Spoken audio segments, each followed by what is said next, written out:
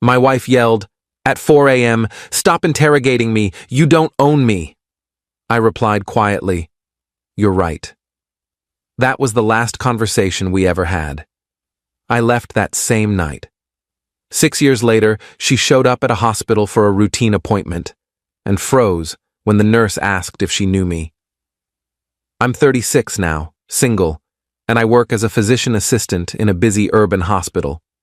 6 years ago, I was 30, married for 4 years, and thought I had my whole life figured out. My ex-wife and I met in college. She was studying communications, I was pre-med. We were that couple everyone thought would make it. Got married right after I finished my PA program, moved into a decent apartment, adopted a dog together. All the standard relationship milestones. For the first 2 years of marriage, things were genuinely good. We had our arguments like any couple, but nothing serious. We talked about buying a house, maybe having kids in a few years. Then she got a promotion at her marketing firm. New responsibilities, new team, longer hours. I was supportive, encouraged her to take it. She deserved the recognition. But with the promotion came changes I didn't anticipate. She started going out more. After-work drinks with colleagues turned into late dinners, weekend team-building events, industry conferences that required overnight stays. At first, I didn't think much of it. Her career was taking off and I was proud of her. But around month 3 of the new position, I started noticing smaller things. She'd come home at midnight or later, sometimes smelling like alcohol and cigarettes even though she'd never smoked. Her phone was always face down now. Password suddenly changed from the one we'd shared. She'd take calls in the other room, closing the door behind her. When I'd ask about her day, her answers got vaguer. Just work stuff. You wouldn't understand the project. It's complicated. I tried bringing it up gently. I feel like we never talk anymore. Like you're somewhere else even when you're here.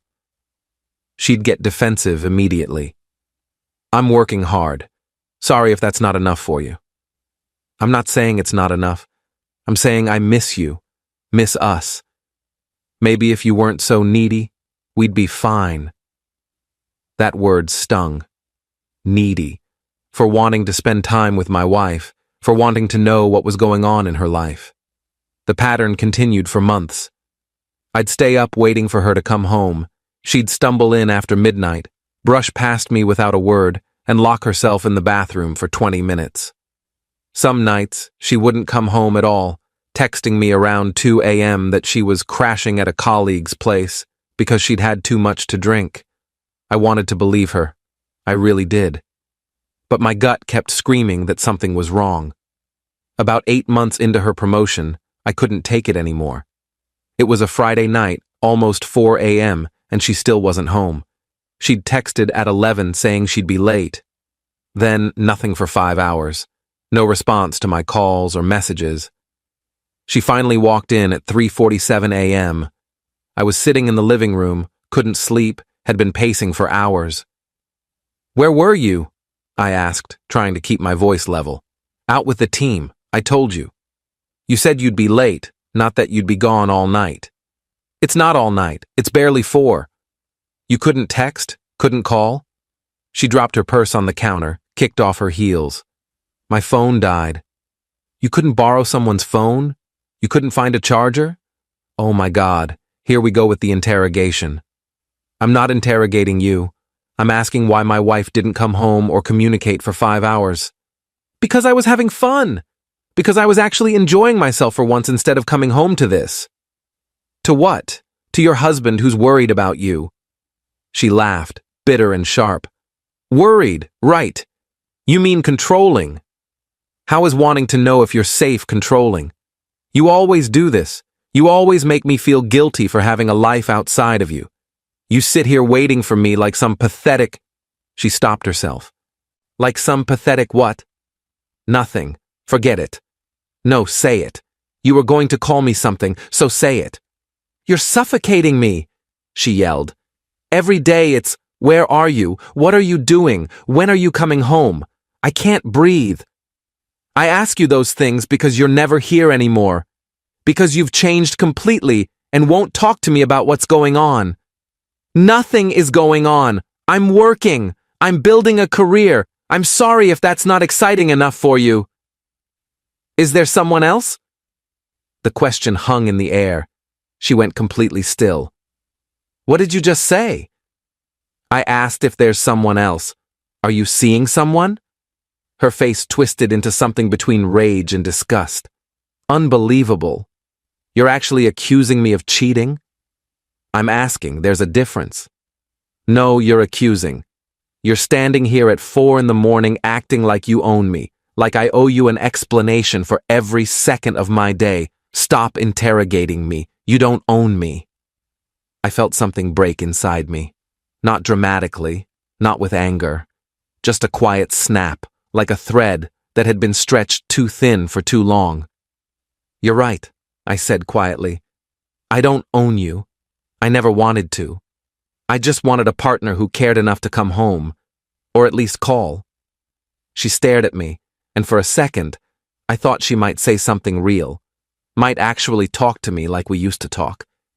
But then her expression hardened again. I'm going to bed. I have work in the morning. She walked past me toward the bedroom. I stood there in the living room as the sun started coming up outside, and I realized something.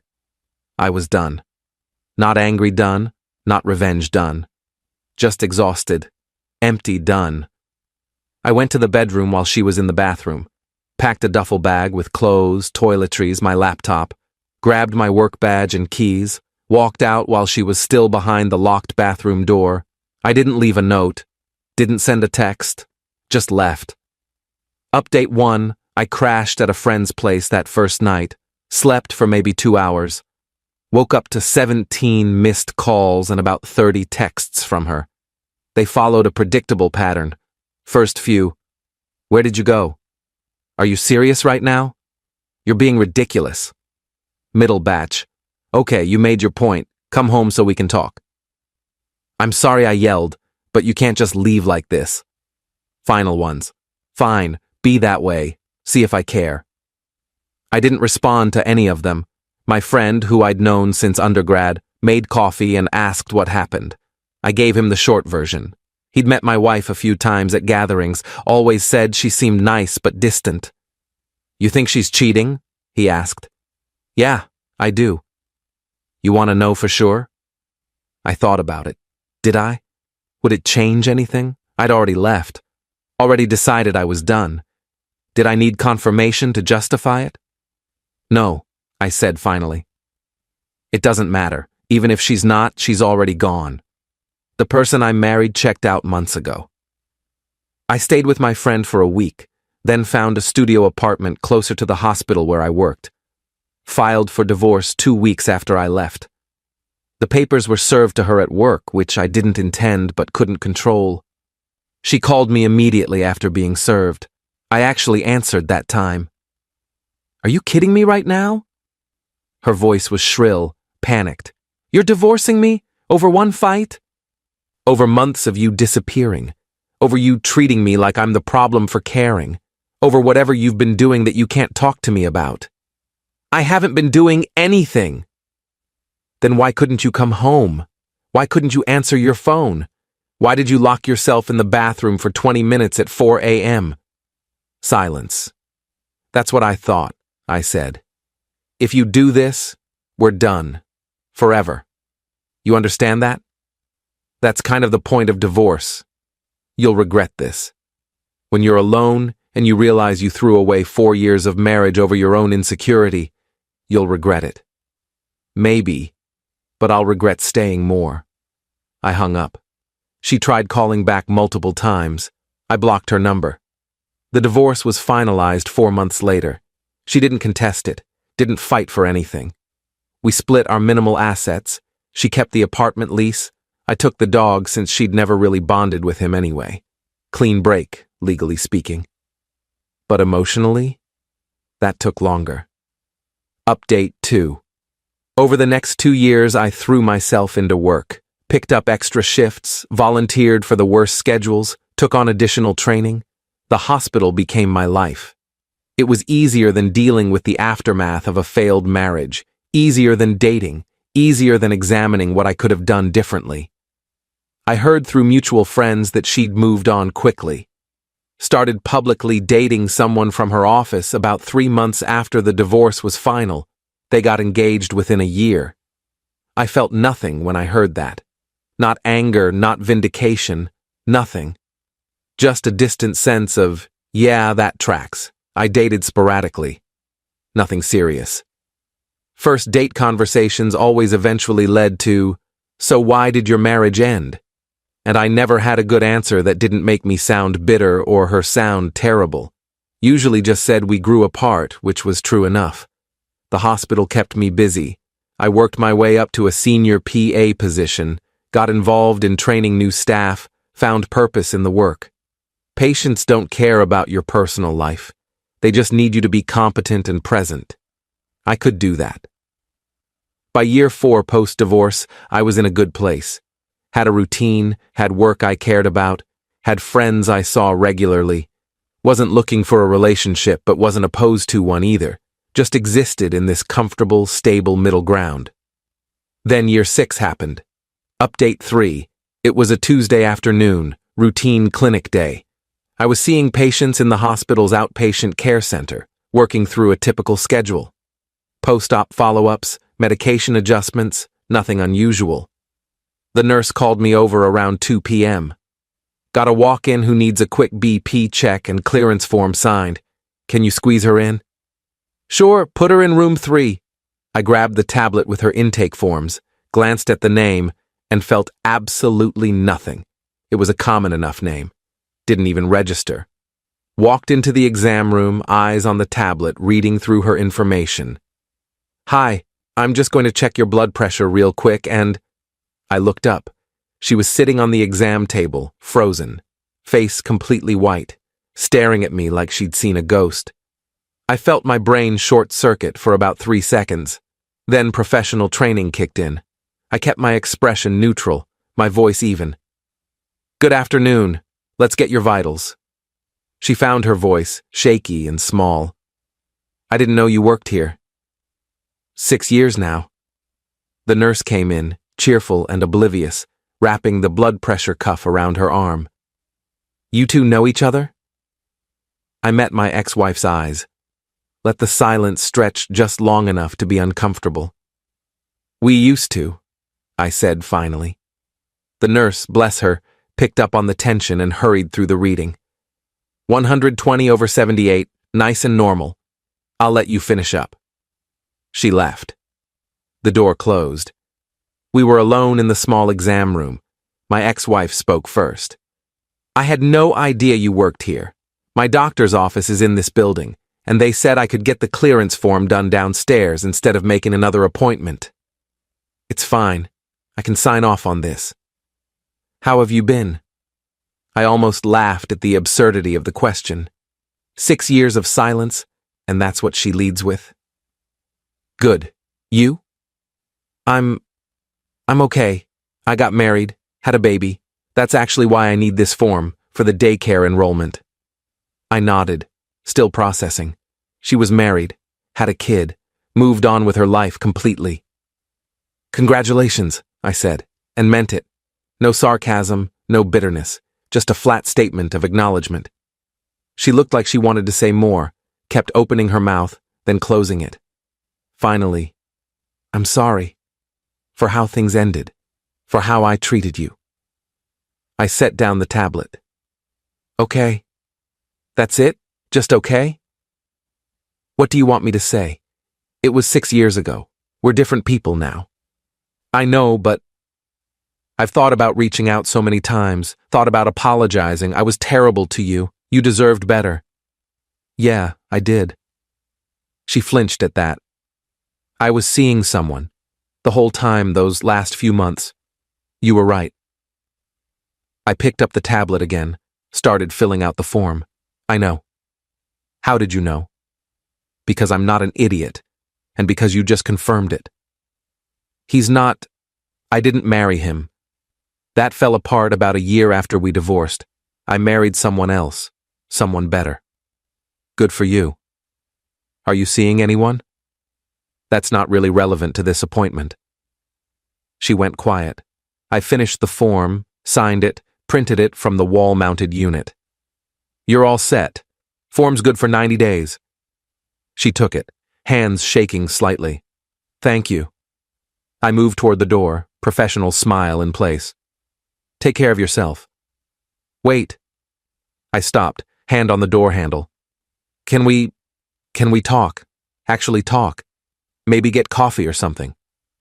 I turned back to her, really looked at her for the first time since walking into the room. She'd aged, obviously. 6 years does that. But more than that, she looked tired. Worn down in a way that had nothing to do with having a baby and everything to do with carrying guilt. Why? I asked. Because I owe you a real apology, a real explanation. Because I've been carrying this for 6 years and I need to... To what? Absolve yourself? Make yourself feel better? To give you closure? I almost laughed again. I got closure 6 years ago when I walked out. I'm good. Please, just one conversation. 30 minutes. I should have said no. Should have walked out. Maintained the boundary. Kept my life separate from that chapter. But something in her desperation, or maybe my own curiosity, made me pause. Fine. One conversation. There's a cafe in the lobby. 20 minutes. That's all I can spare. Update 4. We sat in the hospital cafe, 2 strangers with a shared history. Coffee neither of us really wanted getting cold between us. She started talking before I could even settle into my chair. Like she'd been holding this in for years, and the dam had finally broken. His name was my boss, the one I was sleeping with. It started about 2 months into the promotion. He was charming, paid attention to me, made me feel important. I know how that sounds. I know it's a cliché. But when you're working 70-hour weeks and your husband is asleep by the time you get home, when someone makes you feel seen. I made you feel seen, I said quietly. Until you stopped letting me. She nodded, tears starting. I know. I know you did. I pulled away from you because the guilt was eating me alive. Every time you asked where I was or when I'd be home, I felt like you could see right through me. So I got defensive, pushed you away, blamed you for caring. You made me feel crazy, like I was the problem.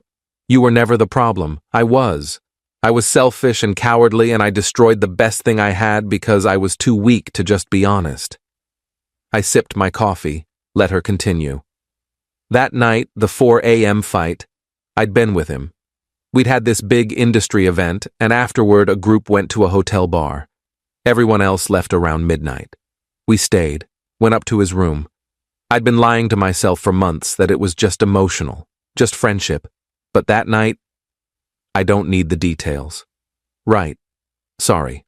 When I got home and you asked where I'd been, I panicked. Got angry instead of honest. And when you asked if there was someone else, I could have just said yes. Could have ended it there with some dignity. But I doubled down on the lie instead. Why are you telling me this now? She wiped her eyes. Because my therapist says I can't move forward until I face what I did. Because my husband knows about you but not the real story. Because I have a daughter now, and the thought of someone treating her the way I treated you makes me sick. Your husband doesn't know you cheated? He knows the marriage ended, doesn't know why. I told him we grew apart. I shook my head. You should tell him. He deserves to know who he married. That's not fair. I'm not that person anymore. Maybe not, but he should still know. What happens if he finds out some other way? If an old colleague mentions it? You think that'll go better? She looked down at her coffee. You're right.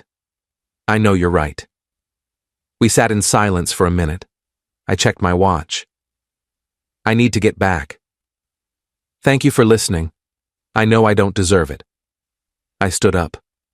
I hope you have a good life. I hope you're better to him than you were to me. And I hope your daughter never has to learn these lessons the hard way. Do you hate me? I thought about it. Really considered the question. No, I did for a while. But mostly, I just feel nothing. You're a stranger who used to be important. That's it. I walked away, threw my untouched coffee in the trash, and went back to work. Saw 4 more patients that afternoon. Went home to my quiet apartment, fed my dog, made dinner, watched TV, went to bed.